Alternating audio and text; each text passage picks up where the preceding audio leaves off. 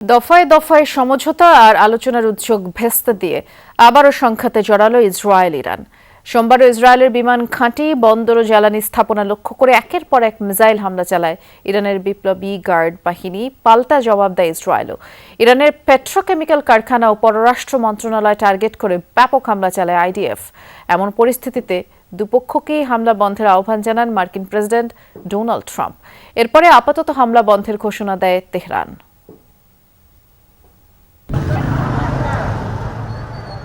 ইসরায়েলের কৌশলগতভাবে গুরুত্বপূর্ণ অঞ্চল হাইফা বন্দরকে লক্ষ্য করে ইরানের মুহুর্মুহু ক্ষেপণাস্ত্র হামলা।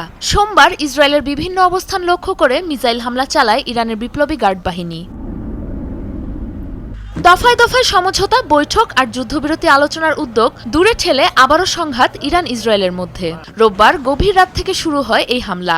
টার্গেট করা হয় দেশটির উত্তরাঞ্চলকে, যার মধ্যে নেভাতিম ও তেল নভ ঘাঁটি ছিল আইআরজিসির মূল লক্ষ্য।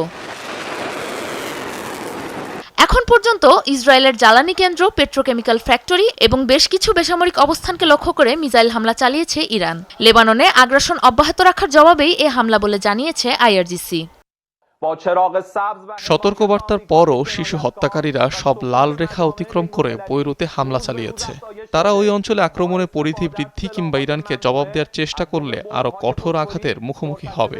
ইসরায়েল ও এই অঞ্চলে তার সমর্থকদের বিরুদ্ধে ধ্বংসাত্মক হামলা শুরু হবে। অন্যদিকে রাজধানী তেহরানের পাশাপাশি পশ্চিম ও মধ্য ইরানের বেশ কিছু সামরিক লক্ষ্যবস্তু টার্গেট করে ইসরায়েল। হামলা চালানো হয়েছে দক্ষিণ পশ্চিমের বন্দরনগরী মাসহারের কারুন পেট্রোকেমিক্যাল কমপ্লেক্সে। শক্তিশালী বিস্ফোরণ আঘাত হেনেছে ইরানের পররাষ্ট্র মন্ত্রণালয়েও। পাল্টাপাল্টি হামলার পর তেহরান, তেল আবিব দুপক্ষকেই দ্রুততম সময়ের মধ্যে যুদ্ধবন্ধের আহ্বান জানান মার্কিন প্রেসিডেন্ট ডোনাল্ড ট্রাম্প। ট্রুথ সোশ্যালে দেওয়া পোস্টে তিনি জানান, পাল্টাপাল্টি হামলার মাঝেও চলছে শান্তি আলোচনার তৎপরতা। ইরান ও ইসরায়েল দুই পক্ষ একটি তাৎক্ষণিক যুদ্ধবিরতি চাচ্ছে। শান্তির প্রতিষ্ঠায় চূড়ান্ত আলোচনা এগিয়ে চলেছে, যদি না কারো পক্ষ থেকে কোনোরকম অজ্ঞতা এই পথে বাধা হয়ে দাঁড়ায়। সবকিছু খুব দ্রুত গতিতে এগোবে বলে আশা করছি।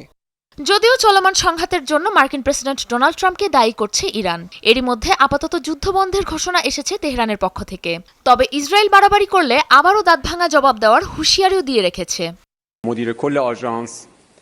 আঞ্চলিক শান্তি ও নিরাপত্তা বিঘ্নিত করে ইরানে ইসরায়েলিদের এই হামলার প্রত্যক্ষ দায় যুক্তরাষ্ট্রের। আমাদের সশস্ত্র বাহিনী আত্মরক্ষার বৈধ অধিকার নিয়ে যে কোনো হামলার খবর সাহসিকতার সাথে প্রকাশ করে। যে কোনো অস্থির পরিস্থিতিতে সবসময় অপরপক্ষের বিরুদ্ধে মিথ্যা অপবাদ ছড়ানোর বিষয়ে সদা সতর্ক অবস্থান নিয়ে আসছে। এদিকে হামলার জেরে বন্ধ করে দেওয়া হয় ইরানের আকাশসীমা। নিরাপত্তা শঙ্কায় বন্ধ ঘোষণা করা হয় ইরানের পশ্চিমাঞ্চল, ইরাক ও সিরিয়ার ফ্লাইট চলাচলও। নিজেদের আকাশ প্রতিরক্ষা ব্যবস্থা পুরোদমে সক্রিয় করার কথাও জানিয়েছে তেহরান। এ অবস্থায় দুপক্ষের মধ্যে সংঘাতের ধাক্কা লাগে হরমুজ প্রণালীতেও। আবারও স্থগিত হয়ে যায় গুরুত্বপূর্ণ নৌপথটিতে জাহাজ চলাচল। সাবরিনা নুসরাত, যমুনা নিউজ।